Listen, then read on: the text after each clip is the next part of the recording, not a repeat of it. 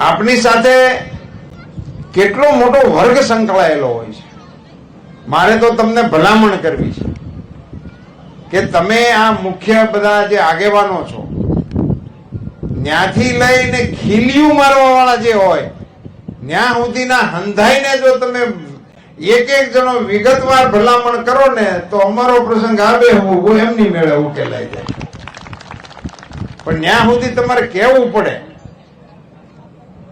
કેટલા શ્રમિકો તમારી સાથે જોડાય ત્યારે આ સુશોભન લાગતું હોય છે. આ એમનેમ નથી લાગતું.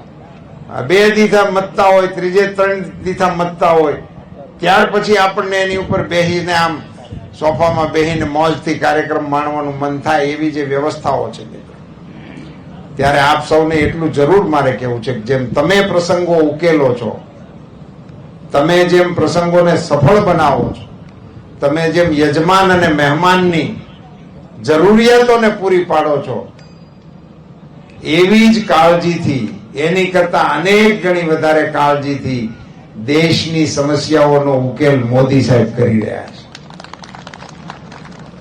નાનામાં નાની ચીજનું ધ્યાન રાખવું પડે.